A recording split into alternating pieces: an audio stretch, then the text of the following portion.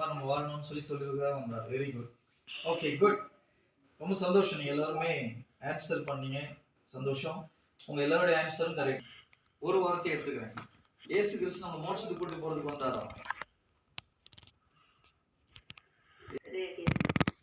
Okay, சரி. நம்ம நிறைய பேர் அப்படிதான் நினைச்சிட்டு இருக்கோம். நான் இன்னொரு கேள்வி கேட்கிறேன். கடவுள் மனிதனை படைக்கும் போது அவனை மோட்சத்துக்கு கூட்டு போவான்னு சொன்னாரா? கடவுள் மனிதனை உருவாக்கும் பொழுது கடவுள் மனிதனை மோட்சத்துல உருவாக்குனாரா, இந்த உலகத்துல உருவாக்குனாரா? உலகத்துல, பூமியில உருவாக்குனார். ஓகே, நீங்க வேலையெல்லாம் முடிச்சுட்டு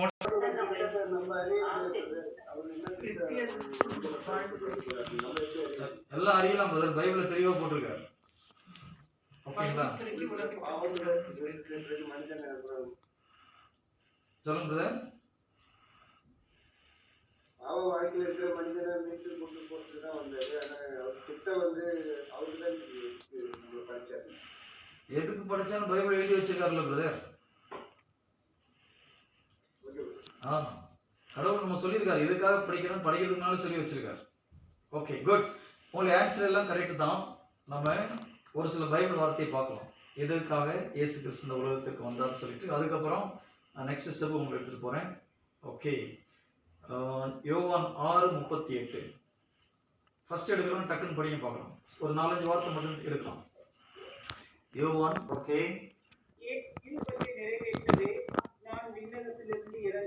ஓகே. அப்ப இயேசு கிறிஸ்து எதுக்கு வந்தாரு? அவருடைய விருப்பத்தை நிறைவேற்றல, பிதாவுடைய விருப்பத்தை நிறைவேற்ற, பிதாவுடைய சித்தத்தை நிறைவேற்ற வந்தார். ஸோ நீங்க சொன்னீங்க கரெக்ட் தான்.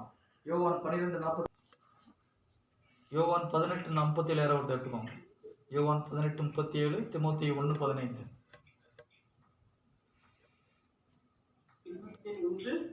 திமோத்தேயு 1:15.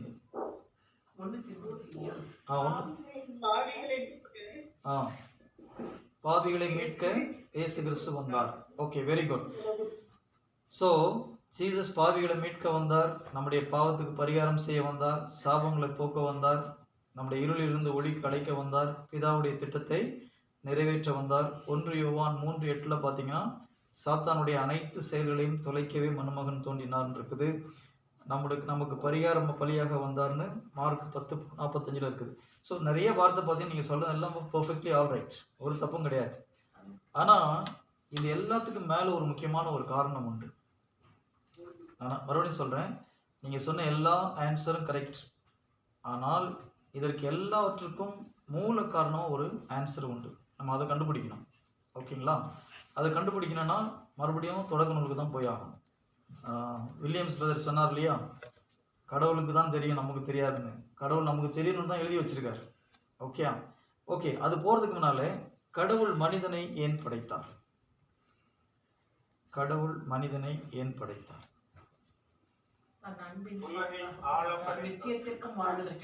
நம்மை அறிந்து நேசிக்கவும் அதனால் மீட்பும் அடைவதை அவர் உண்டாக்கினார். ஓகே, அவரை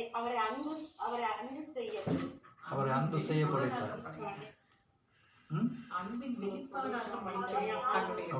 இங்க ஒரு அன்பின் வெளிப்பாடாக படைத்தார்னு இங்க வீட்டுல சொல்றாங்க. Very good. ஓகே, நித்தியத்துக்கும் வாழ்வதற்காக படைத்தார், அவரை ஆராதிக்க படைத்தார். Very good. யார் சொன்னது? அது சிஸ்டர் காயத்ரியா? யார் சொன்னது? Very good, very good. சின்ன குறிப்பிடத்தில் அப்படிதான் போட்டிருக்கு இல்லையா? நீங்க சொல்றது correct sister, perfectly all right. அவரை அறிந்து அன்பு செய்ய, அவரை ஆராதிக்க. Very good. வேற யாராவது? நீங்க தான் முதல்ல சொன்னீங்க சார். நீங்க சொன்னதுதான் கரெக்ட் சிஸ்டர். கரெக்ட், நீங்க சொன்னது கரெக்ட். நான் தப்புன்னு சொல்லவே இல்லையே. Good, very good. ஓகே, சின்ன குறிப்பிடத்தில் அப்படிதான் போட்டிருக்கு. கடவுளை அவர் சாயலாக படைத்தார். எதுக்காக படைச்சார்னு சொன்னோம்னா, அவரை அன்பு செய்யவும், அவரை ஆராதிக்கவும், அவருக்கு நன்றி செலுத்தவும் படைச்சார்னு சொல்லி, அவரை போற்றவும் துதிக்கவும் படைச்சார்னு சொல்லி சின்ன குடும்பத்தில் அப்படிதான் இருக்கு இல்லையா? கடவுளை அன்பு செய்யவும் அவரை ஆராதிப்பதற்காகவும் படைத்தார்னு சொல்லிட்டு. இப்போ நம்ம கொஞ்சம் யோசித்து பார்த்தோம்னா, கடவுளை ஆராதிக்கிறதுக்காக நம்மளை படைச்சிருந்தா கடவுள் சுயநலவாதி மாதிரி தெரியுதா இல்லையா? கடவுள் சுயநலவாதி கிடையாது, எல்லாருக்கும் தெரியும். ஆனால் இந்த வார்த்தையை நீங்கள் சொல்கிற ஆன்சரை யோசித்து பார்த்தோம்னா, கடவுளை ஆராதிப்பதற்கு, அவருக்கு நன்றி செல்வதற்காக நம்மளை படைச்சாருன்னா கடவுள் சுயநலவாதி மாதிரி தெரியுதா தெரியலையா? நம்ம சென்னைக்கு ரீசெண்டாக ஒரு 2 வாரத்துக்கு முன்னால் ஒரு தியானம் கொடுக்க போயிருந்தேன். அங்கே இது சொல்லும்போது ஒரு சகோதரி கேட்டாங்க, பிரதர் நீங்கள் ஒரு ஆன்சர் சொல்லுங்க, நான் பைபிள் அப்படி போடலை, நம்ம சின்ன குறிப்பிடத்தில் இப்படி தான் போட்டிருக்குது, அப்போ இது தப்பான்னு கேட்டாங்க. ஓகேங்களா? அவங்க கேட்டது சரியான ஒரு கேள்வி. ஏன்னா அவங்க ஒரு கேட்டகிசம் டீச்சர். அப்போ சின்ன குறிப்பிடத்தில் கடவுளை ஆராதிப்பதற்கும் அன்பு செலுத்துவதற்கும் நம்மளை படைத்தார்னு சொல்வது தப்பா, திருச்சபை சொல்லிக் கொடுப்பது தப்பான்னு கேட்டாங்க. ஓகே, நல்ல கேள்வி, நம்ம அதுக்கு ஆன்சர் பண்ணலாம். இப்போ ஃபஸ்ட்டு கொஸ்டின், என்னுடைய கேள்வி என்னென்னா, கடவுள் நம்மை படைத்தது அவர் அன்பு செய்கிறதுக்கும் அவர் ஆராதிக்கிறதுக்குன்னா ஒரு சுயநலத்துக்கு படைச்ச மாதிரி தெரியுதா இல்லையா? நீங்கள் உங்கள் பிள்ளைங்களை எதுக்காக பற்றி எடுத்துக்கிறீங்க? கடைசி காலத்தில் நம்மளுக்கு கஞ்சி ஊற்றுன்றதுக்காகவா? அப்படி யாராவது நினச்சிட்டு இருந்தீங்கன்னா அதோட மோசமான செல்ஃபிஷ்னஸ் எதுவும் கிடையாது. ஓகேங்களா? கடைசி காலத்தில் பிள்ளைங்க நம்மளை காப்பாற்றுவாங்கன்னு தயவுசெய்து நினைக்காதீங்க. அது தவறான ஒரு நம்பிக்கை. பைபிள் என்ன சொல்லுது? நரை முடி வரை உன்னை நான் தாங்குவேன் ஆண்டு சொல்கிறார். இந்த உலகத்தில் உயிரோடு இருக்கும் வரை நம்மளை யார் தாங்க போகிறது? கடவுள் தான் தாங்குவார். பிள்ளைங்க தாங்கன்னு நினச்சிங்கன்னா அது தப்பு. தயவுசெய்து உங்கள் நம்பிக்கையை கடவுள் மேலே வைங்க, பிள்ளைங்க மேலே வைக்காதீங்க. ஒரு சிலர் இது சொல்லும்போது ஒத்துக்க மாட்டேங்கிறாங்க. அது எப்படி பிரதர், என் பிள்ளை நல்ல பையன், அந்த பையன் நல்ல பையனாக இருக்குது காரணம் யார்? கடவுளுடைய கிருபை, கடவுளுடைய ஆசீர்வாதம். ஓகேங்களா?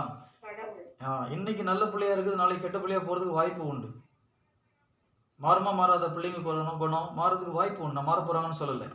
ஆனால் கடவுள் என்றும் மாறாதவர். நம்ம நம்பிக்கை யார் மேலே இருக்கணும்? ஜீசஸ் மேலே இருக்கணும். நம்ம நம்பிக்கை ஜீசஸ் மேலே இருக்கணும். என் ஆண்டவர் என்னை ஒரு நாளும் கைவிட மாட்டார், இதுவரை நடத்தியவர் இனிமேலும் என்னை தாங்குவார், தப்புவிப்பார் இல்லையா? நமக்கு தேவையானது கொடுப்பார்னு நம்ம நம்பிக்கை இருக்கணும். தவிர பிள்ளைகள் மேலோ மனிதர்கள் மேலோ கணவன் மேலே கூட கடவுள் மேலே வைக்கிற நம்பிக்கை வைக்காதீங்க. நல்லா கவனிச்சுக்கோங்க. கடவுள் மேலே தான் நம்ம நம்பிக்கை இருக்கணும். கடவுள் கொடுத்த கணவன் மேலே நம்பலாம். எப்படி கணவன் மேலே நம்பிக்கை வரணும்? கடவுள் கொடுத்த கணவன்றதுனால கணவன் மேலே நம்பலாம். கடவுள் கொடுத்த மனைவின்றதுனால மனைவி மேலே நம்பலாம். சில ஒய்ஃப் சொல்லுவாங்க, என் வீட்டுக்காரர் தான் எனக்கு போதும், அவர் எல்லாத்தையும் பார்த்துப்பார். ரொம்ப ரிஸ்கான ஒரு வார்த்தை. தயவுசெய்து தலை ஆட்டிடாதீங்க. ஏதாவது ஜென்ஸ் அதுக்கு தலையாட்டினீங்கன்னா நீங்கள் உங்களுக்கு ஆப்பு வச்சுட்டாங்கன்னு அர்த்தம். நல்லா ஞாபகம் வச்சுக்கோங்க. என் கணவன் எனக்கு போதும், எங்கள் வீட்டுக்காரருக்கு எனக்கு ஒரு குறைச்சல் இல்லைன்னு சொன்னாங்கன்னா என்ன அர்த்தம்? ஜீசஸ் மேலே வைக்க வேண்டிய நம்பிக்கை உங்கள் மேலே வைக்கிறாங்கன்னு அர்த்தம். நான் சொல்கிறது கரெக்டாக தப்பா? நான் தியானத்தில் இது சொல்லும்போது ஒரு சில லேடிஸ்க்கு ஒத்துக்க முடியல.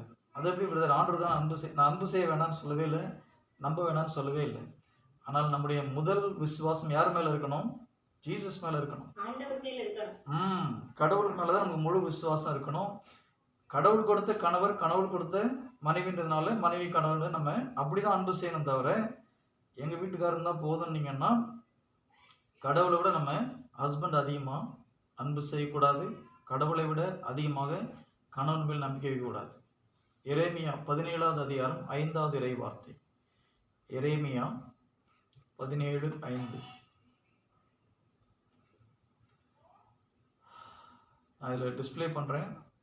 ஆண்டவர் கூறுவது இதுவே, மனிதரில் நம்பிக்கை வைப்போரும் வலுவற்ற மனிதரில் தம் வலிமையை காண்போரும் சபிக்கப்படுவர். ஆண்டவர் கூறுவது இதுவே, மனிதரில் நம்பிக்கை வைப்போரும் வலுவற்ற மனிதரின் மேல் தன் நம்பிக்கையை வைப்போரும் சபிக்கப்பட்டோர். பைபிள் என்ன போட்டிருக்கு? மனிதரில் நம்பிக்கை வைப்போரும் வலுவற்ற மனிதரில் தம் வலிமையை காண்போரும் சபிக்கப்பட்டோர். நம்ம நம்பிக்கை கடவுள் மேலே, இயேசு கிறிஸ்து மேலே தான் இருக்கணும். இயேசு கிறிஸ்து கொடுத்த கணவனால என் கணவர் நல்லா இருப்பார், என் கணவனை நம்பலாம். ஆனால் முதல் நம்பிக்கை யார் மேலே இருக்கணும்? ஜீசஸ் மேலே வரணும். யார் அது? வரலாம், அதுக்கு வரலாம், கொஞ்சம் கொஞ்சமாக வரலாம். Price the Lord. ஸோ கடவுளை விட நாம் மனிதனை அதிகமாக அன்பு செய்யக்கூடாது. கடவுளை விட கணவனை அதிகமாக அன்பு செய்யக்கூடாது. கடவுளை விட மனைவி அதிகமாக அன்பு செய்யக்கூடாது. பைபிள் அப்படி போட்டிருக்கா போடலையா? என்னை விட மனைவியோ தந்தையோ தாயையோ அதிகமாக அன்பு செய்பவன் எனக்கு உகந்தவன் அல்லன்னு சொல்லி ஆண்டவர் சொல்றார். எதனால இந்த வார்த்தை வருது? முதல் கட்டளையே ஆதாம் மீறினதுக்கு ஒரு முக்கியமான காரணம் இதுதான். பைபிள் சொல்லுது, ஏவாள் வஞ்சிக்கப்பட்டால், ஆனால் ஆதாம் வஞ்சிக்கப்படவில்லை. ஏவாள் ஏமாற்றப்பட்டாள் சாத்தானால. ஆதாம் ஏமாற்றப்படவில்லைன்னு பைபிள் சொல்லுது. அப்போ ஏவாள் தெரியாம ஏமாந்து போய் பாவத்தை செஞ்சுட்டாங்க. ஆதாம் ஏமாந்து போய் பாவத்தை செய்யல, தெரியாம செய்யல, தெரிஞ்சே செஞ்சார். 2 பேருக்கும் வித்தியாசம் இருக்குது. கரெக்டா? ஆதாம் பாவத்தில் விழுந்ததற்கும் ஏவாள் பாவத்தில் விழுந்ததற்கும் நிறைய டிஃப்ரென்ஸ் இருக்கு. சாத்தானுடைய வார்த்தையை கேட்டு ஏமாந்து போய் ஏவாள் என்ன பண்ணிட்டாங்க? பழத்தை சாப்பிட்டாங்க.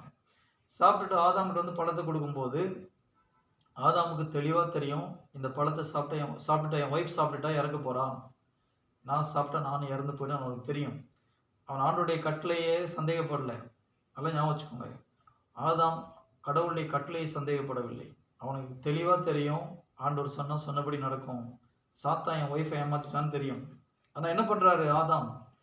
ஒய்ஃப் இறந்து போய் நான் இந்த உலகத்தில் உயிர் வாழ்றது பிடிக்காம என்ன பண்ணிட்டாரு? என் ஒய்ஃபோடு செத்து போனால் பரவாயில்லன்னு அந்த பழத்தை சாப்பிட்றாரு. லவ்ஸ் உண்மையில அன்பு தான். கடவுளை விட தன்னுடைய மனைவியை அதிகமாக அன்பு செய்ததனால் பாவத்தில் விழுந்தார். அதனால தான் ஜீசஸ் என்ன சொல்றாரு? என்னை விட மனைவியோ கணவனையோ யாரையும் அதிகமாக அன்பு செய்தால் நீ எனக்கு உகந்தவன் அல்ல. ஆதாம் செஞ்ச பாவத்தை நம்ம கட்டாயம் செய்வோம். அதனால தான் ஜீசஸ் அப்படிப்பட்ட ஒரு வார்த்தையை சொல்றார். Praise the Lord. ஹalleluya. ஏன்னா நிறைய பேருக்கு பிடிக்கலையா? உங்களுக்கு கணவன் மனைவி அன்பு செய்ய வேண்டாம்னு சொல்ல, அன்பு செய்யுங்க, கட்டாயம் அன்பு செய்யணும். ஆனால் கடவுளை விட அதிகமாக செய்யக்கூடாது. புரியுதுங்களா? நிறைய பேருக்கு கொஞ்சம் அக்செப்ட் பண்ணுறது கஷ்டமா இருக்கா? Very good. ஜீசஸ் ஆமாம், பைபிளில் ஜீசஸ் தெளிவாக சொல்றார், என்னை விட யாரையும் அதிகமாக அன்பு செய்யாது. அது ஒரு பயங்கரமான ஒரு கட்டளை, தெளிவான ஒரு கட்டளை. Price the Lord.